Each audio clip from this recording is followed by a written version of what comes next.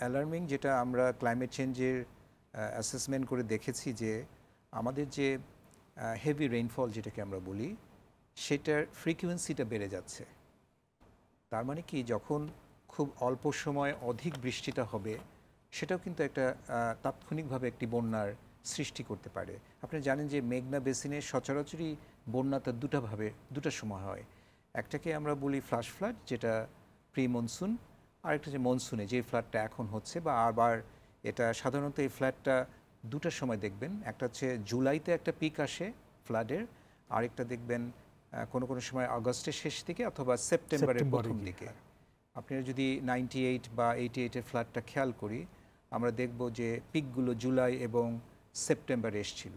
কিন্তু যখন একটা মেগা ফ্লাড বা একটা বড় ফ্লাড 88 বা 98-এর মতন ফ্লাডগুলো, এটা আমি সবসময় বলি, তখনই হয় যখন এই দুইটার পিক এক সময় আসে। আচ্ছা, মানে যদি গঙ্গা নদীতে পিক যদি জুলাইতে আসে এবং ব্রহ্মপুত্রতেও পিক যদি জুলাইতে আসে, তখন এটা একটা ডিভাস্টেটিং ফ্লাড হিসাবে আবির্ভাব হয়।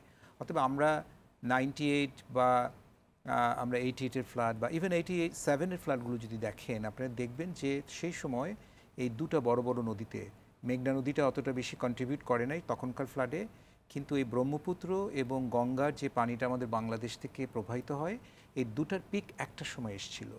তো এগুলোর অ্যাসেসমেন্টের দরকার আছে।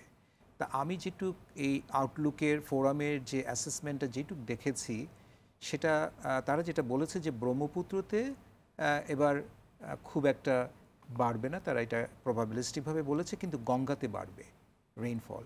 এখন যখন এরকম একটি বড় একটি বেসিনে এই পুরো বৃষ্টির পরিমাণটা বেড়ে যায়, পুরোটা তো কিউমুলেটিভ হয়ে বাংলাদেশের ভিতর দিয়ে প্রবাহিত হয়, তখন বাংলাদেশের মধ্যে এই বন্যার যে প্রকটতা, বা আমরা যেটাকে বলি যে বন্যা থেকে যে ফ্লাডিংটা হচ্ছে, প্লাবিতটা হচ্ছে, সেটার পরিমাণটা বেড়ে যায়।